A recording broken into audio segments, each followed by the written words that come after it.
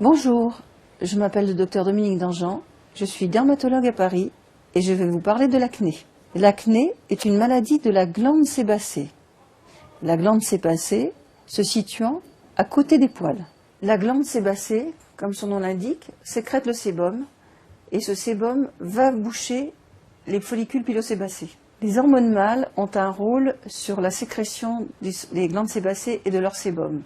Il faut savoir que même les femmes sécrètent des hormones mâles. L'acné est une maladie qui atteint, bien entendu, beaucoup les adolescents, puisqu'il y a beaucoup de transformations hormonales, mais aussi, maintenant, de plus en plus des adultes jeunes. Il n'est pas rare de voir des acnés tardives. L'acné est une maladie qui provoque une peau grasse, des boutons qui peuvent se situer sur le visage, mais aussi sur le torse ou le dos. L'acné est une maladie dermatologique peu grave, mais dont les retentissements psychologiques peuvent être très importants.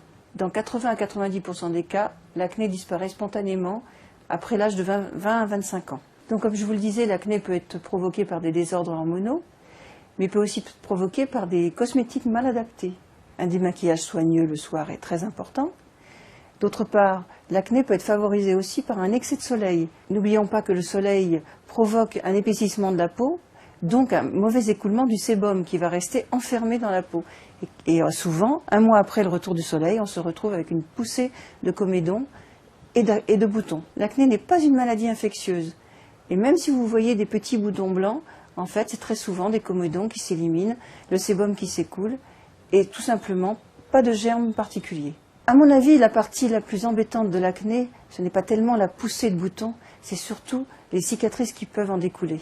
Ces cicatrices sont souvent favorisées par ce que l'on appelle l'acné excorié, c'est-à-dire le tripotage, le grattage, le pincement des boutons, qui entraînent des cicatrices rouges ou en creux, et qui malheureusement parfois sont définitives. Alors bien sûr, il y a des traitements.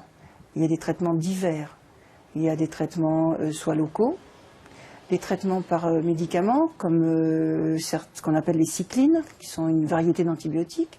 Le traitement par isotrétinoïne est un traitement lourd et non anodin, avec des retentissements au niveau de la peau et même psychologiques, et qui est à réserver aux cas très graves. Chez la femme, il faudra vérifier la contraception. Certaines contraceptions ont des effets androgéniques, donc aggravants, et le simple fait de changer de pilule peut améliorer l'acné. Voilà, je vous ai parlé de l'acné très succinctement. C'est une maladie dermatologique complexe, pas grave, et surtout, essayez de ne pas triturer vos boutons pour ne pas avoir de cicatrices tout au long de votre vie.